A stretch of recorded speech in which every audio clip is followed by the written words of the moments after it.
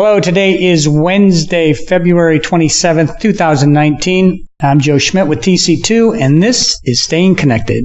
Today's podcast is the third installment of our series where my LB3 senior partner colleagues Laura McDonald and Kevin DiLallo discuss topics that we wrote about in our paper, The 10 Things to Watch For in 2019. Now, we wrote the paper because these are the 10 things that will impact your technology and purchasing roadmap in the months ahead, and we wanted to share LB3's legal views and TC2's technical, operational, and business perspective. On today's podcast, we'll discuss two more of the pieces. The first looks at how telecom expense management is changing as market dynamics change. And the second discusses why vendor management will get harder as vendors reduce their support staff. I wonder if there's any correlation between these two items. What do you think, Kevin? I think there's a clear correlation. Joe, there's no doubt that enterprise customers will be looking for ways to compensate for a lack of support from their service providers, which we'll get into in more detail in the next piece. TEM providers will almost certainly be there to step up. You may recall that complex telecom billing and its tendency to be littered with errors spawned an entire cottage industry to help enterprises manage their telecom expenditures. Telecom expense management, or TEM providers, used to focus just on that, managing all aspects of an enterprise's telecom spend throughout its life cycle. But in 2019, we expect that TEM services will get a makeover. Most of our clients use third-party TEM services to some degree. And lately, we've seen TEM providers expanding beyond the traditional boundaries of wireline and wireless services and offering support for other technology and services, such as managed services, maintenance, hosting, and cloud services. As enterprises retire legacy technology and network services, you can expect TEM providers to continue expanding their service offerings to meet enterprises' changing requirements. Kevin's absolutely right that the TEM marketplace is ever evolving. If you've been in this space over the last decade, I'm sure you've noticed that countless TEM providers have merged, and you may have experienced them trying to move into new services and trying to expand their global reach. I think enterprises can expect more consolidation in this space in 2019. At the same time, they'll see that the TEM providers continue to look to expand both their footprint and their service offerings.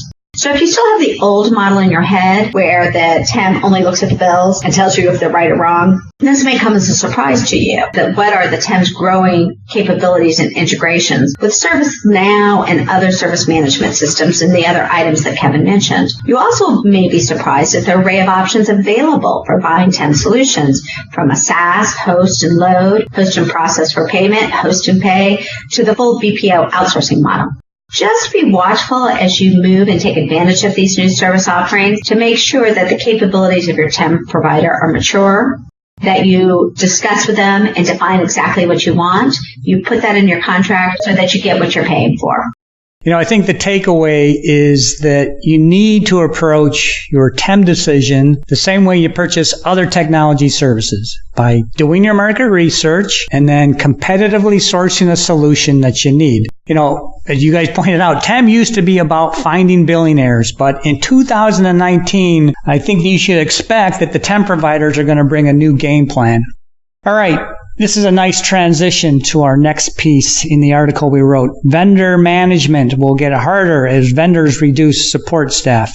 If the vendors are pulling back on support, companies may need the added help of a TEM. They'll likely have to improve their internal people, process, technology equation. And maybe they can still get support from their vendors, Laura, if they ask nice.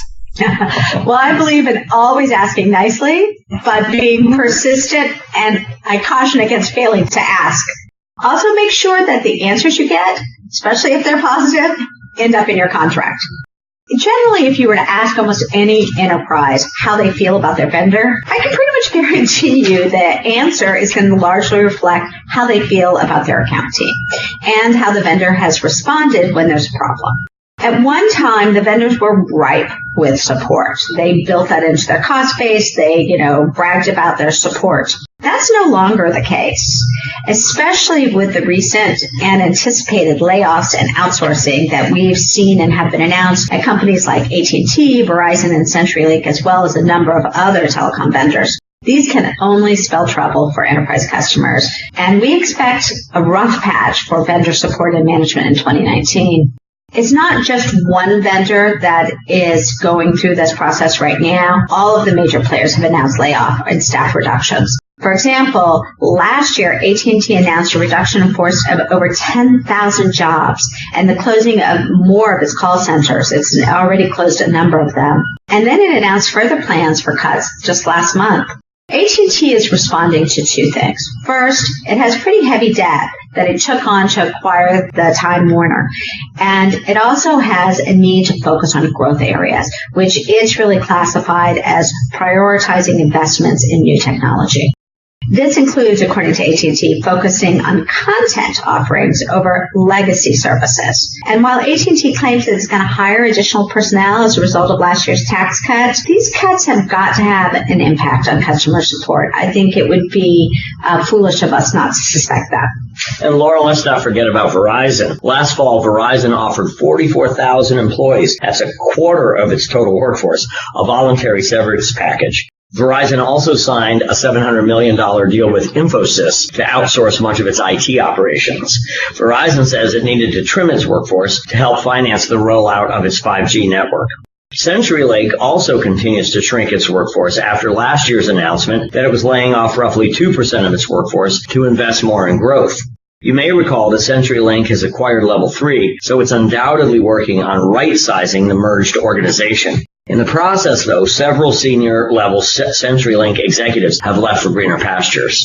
So basically, the takeaway is this. Just because the vendors are cutting their resources doesn't mean that the enterprises should absorb that pain. Enterprise customers should examine their existing contracts to see how much, if any, protection they have against losing key account team support, and whether they have safeguards that would prevent critical information from being shipped offshore as a result of vendor outsourcing, like the Verizon outsourcing that Kevin mentioned. Enterprises should not be required to pay for support services that had previously been baked into service charges in the past. Many vendors are exploring the appetite for a pay-for-help model, and enterprises should resist this attempt. Like other add-on fees, they'll just keep growing and get more expensive. If you have to pay separately for support, and you shouldn't, you should see significant reductions in the cost of the service. Another tip, enterprise customers should make sure that if they're paying on a pay-for-help model, that they have SLAs on responses and repair time, as well as other common sources of headaches in anticipation of the reduction of support. You should make sure that you have a say, or at least approval of who they put in, and a way to get rid of folks that are really not performing. Okay, thanks, Laura. And again, thank you, Kevin. We've now covered 7 of the 10 things to watch for in 2019 on our Staying Connected podcasts. We'll cover the last 3 topics on our next podcast, and I think that these are probably some of the most important topics for enterprises. 5G wireless, SD-WAN, and the Internet of Things. So you really don't want to miss that podcast. However, if you are interested in what we covered today on TEM and vendor management, or you have other ICT lifecycle needs that you'd like to discuss, you can contact Laura, Kevin, me, or any of our LB3 and TC2 colleagues by giving us a call or sending us an email. You can also stay current by checking out our websites or follow us on LinkedIn.